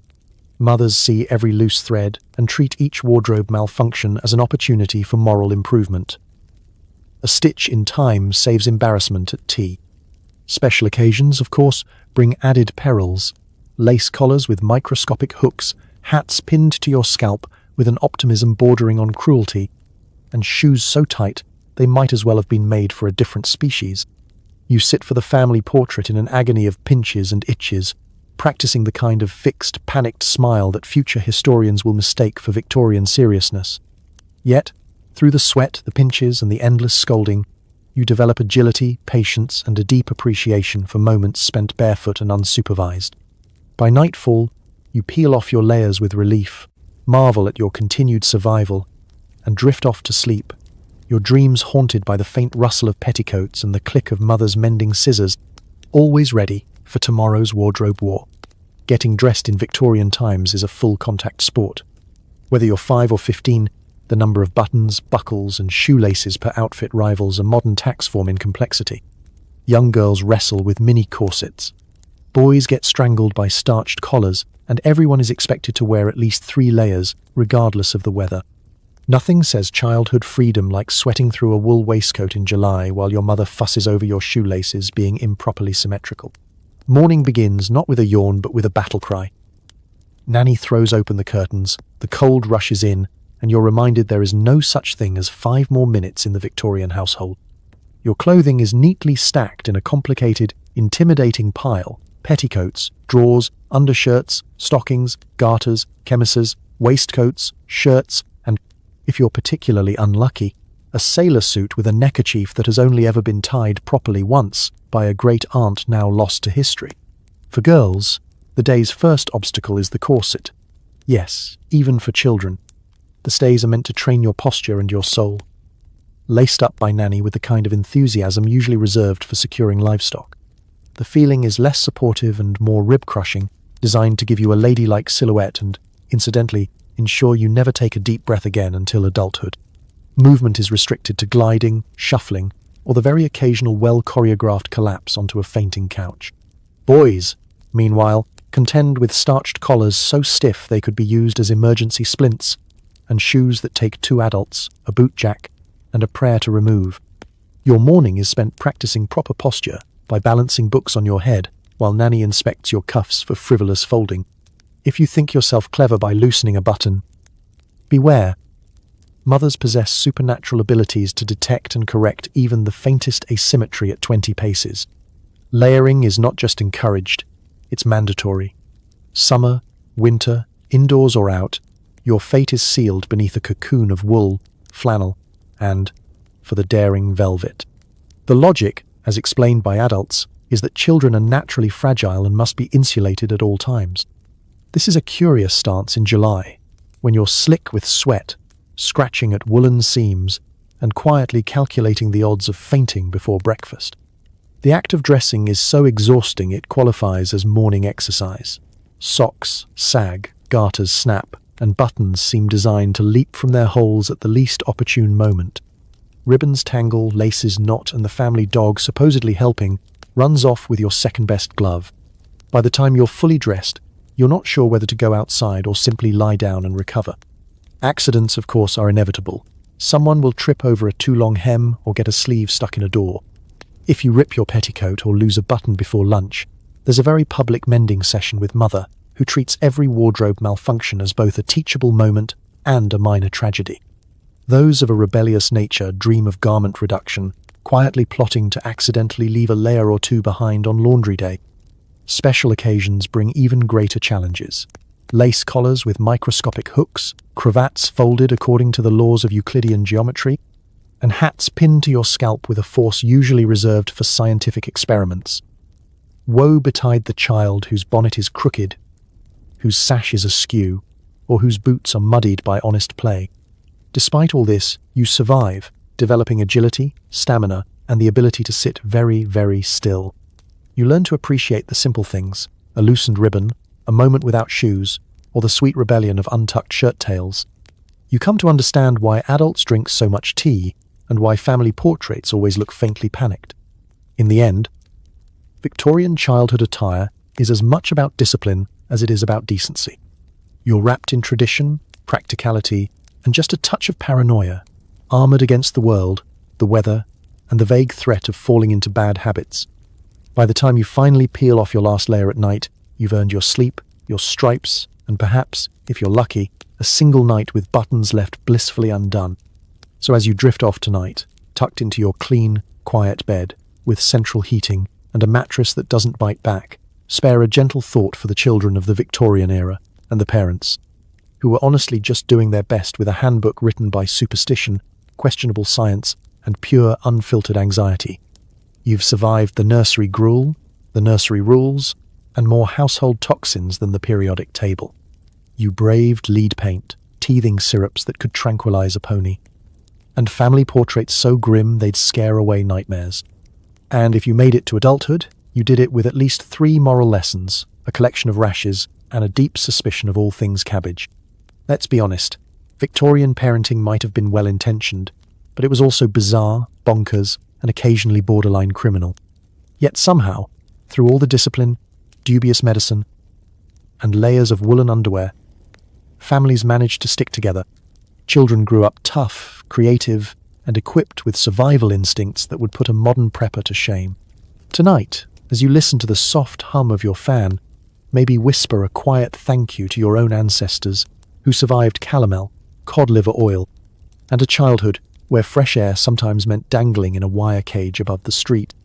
History can be brutal and ridiculous, but it's also proof that people are stubborn, hopeful, and always inventing new ways to get through the day.